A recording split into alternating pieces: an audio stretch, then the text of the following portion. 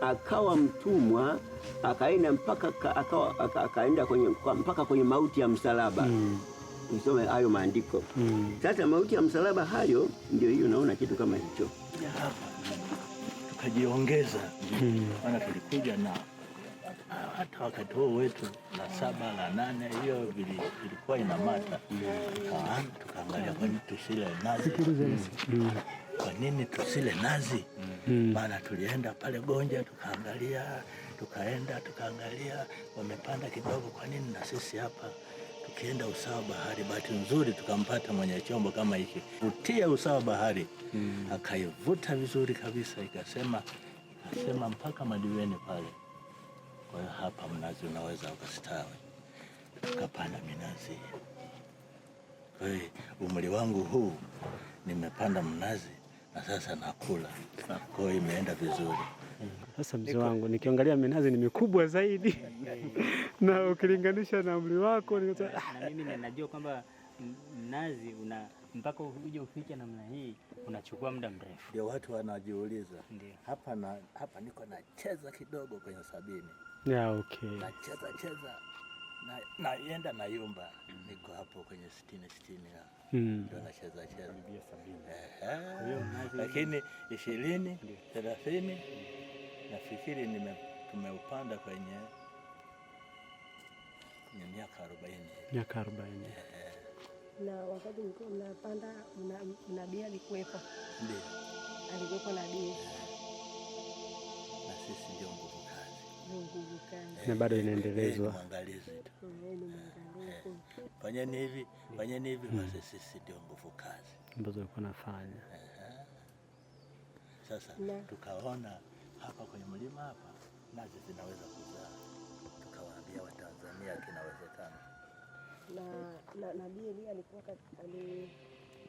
alitokea katika eneo hili. Asante sana. Mimi hapo navyoniona na ukisikiliza tuning zangu za vibration ya maelezo, nimetokea Kigoma. Ya ndio. Anatingisha kama umekaa na hao watu, umekaa nao shuleni mahali, utajua huyo Kigoma. Aidha Mwanza au Kigoma, Tabora, Tanga. Hapo taniweka hapo. Okay. Usangi, Seleni pale Usangi. Huyo mtu wakati huo wa elimu zao zilikuwa ni 12, yani nakuwa kama form 6 wakati huo.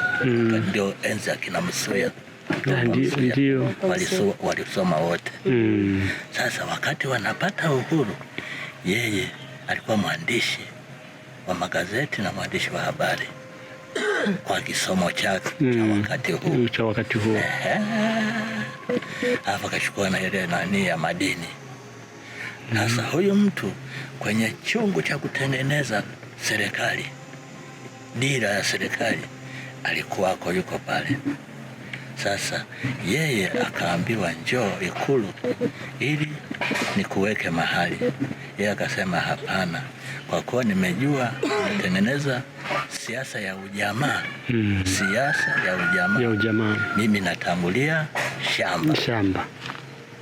Mimi natangulia shamba, mtanikuta shamba. Kwa hiyo hakuweza kuajiriwa tena.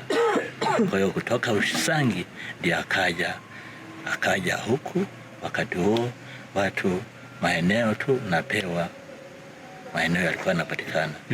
Kwa hiyo kutoka Usangi ndio alikuja hapa, akaanzisha kijiji chake cha ujamaa kwa maana ya maandiko ya Biblia.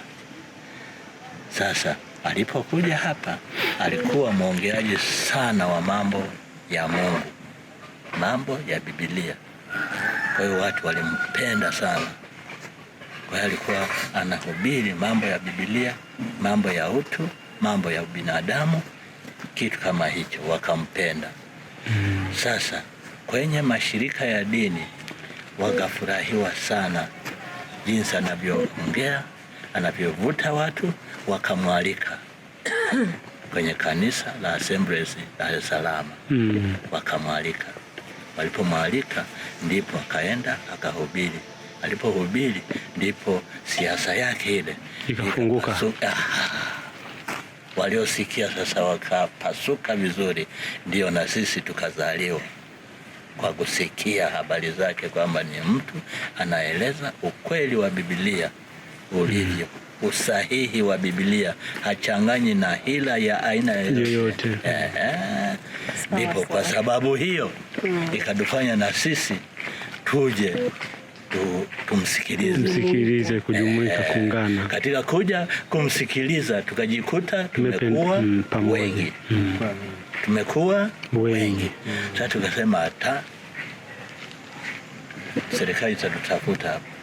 Tafute namna ya kujisajili, namna ya kukaa pamoja, tuweze kuanzisha kitu hicho. Kwa hiyo tuliweza kufika mpaka maeneo hayo. Sasa waliguswa na matendo yetu ya ukarimu. Tuliwapa ng'ombe, tuliwapa nini, tulijaribu tena kilimo cha machungwa. Kama mliwahi kusikia kilimo cha machungwa, tulijaribu hapa. Nimepata taarifa kwamba 100% alikuwa anaotesha matunda, yani mtu wa matunda. Sasa ile michungwa Biden inafika miaka kadhaa, inafanya nini? Inachakaa, inazeeka yenyewe, sio ile asili. Basi sasa halafu nguvu kazi ya vijana wetu tukawa tumewapeleka shule. Sasa tukiwapeleka shule wanakutana na mambo mengi. Hawakupenda siasa yetu ya ujamaa.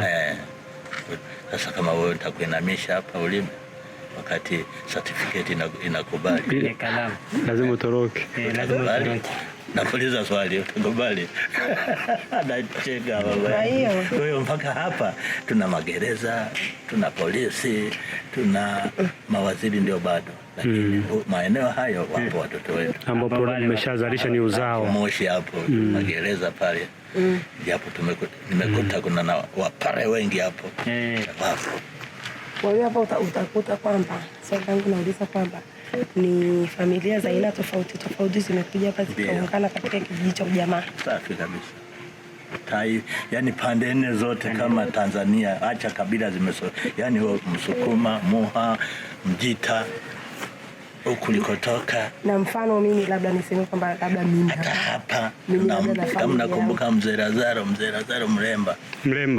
Nimesikia hilo jina la Mzee Lazaro Mremba.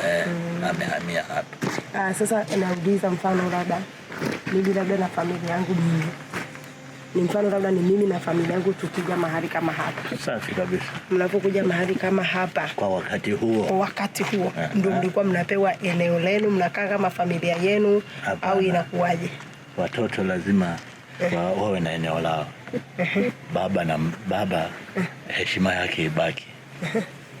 Unaelewa eneo hilo? Baba na mama. Mimi na baba na mume wangu, nyumba yenu, watoto. Nyumba yenu. Mimi na baba tunakuwa na nyumba yetu. Watoto tunaweza kuwalaza popote, wajumuike na wenzao. Wanajumuika na wenzao. Na sasa tukiendelea kupata uzao unaendelea kukaa. Lakini ina maana kwamba mnapofika katika hichi kijiji cha ujamaa, kama baba na mama lazima wanakaa upande wao. Hamwezi mkasema kwamba kwa sababu wote ni watoto wa nabii labda mnaweza mkatenganisha. Nilikuwa kwa wakati huo mlikuwa mnaweza kutenganisha? Hapa. Lakini haya kwa muda huu imekuwaje? Kwa muda huu, kwa kipindi hiki ambapo nabii alivyoondoka na mkaunganisha watoto wenu kwenda shuleni, wakawa wamesikia elimu za aina mbalimbali. Kwa muda huu mtoto uwezo akafungamana na imani ya waasisi, ni hiari. Ni yeye mwenyewe kupenda. Ni yeye mwenyewe kupenda. Kama ilivyo ni sawa. Ila uheshimu kama mahali pa mwanzo wa nyota yake, kwamba nyumbani ni nyumbani. Sawa. Nyumbani ni nyumbani. Nyumbani unakuta ile nyumba uliozaliwa ya babu. Mnaiheshimu sana. Mnaiheshimu, yani kweli. Ndio mwanzo wa siri ya yote. Ukitoka unataka uende pale uongee maneno yako ya ujanja pale, babu. Ukitoka hapo naamini kwamba tayari. Na mahali ambapo nabii alikuwa amekaa zamani mpaka sasa hivi. Amekaa sehemu kubwa, amekaa sehemu nyingi sana. Alikuwa anaenda tu sehemu tofauti, alikuwa hana sehemu maalum. Wakati tukija, ndio maana naona hii nyumba tuikuandika Ipi? Hii hapa. Hii. Alikuwa amekaa anaishi hapa.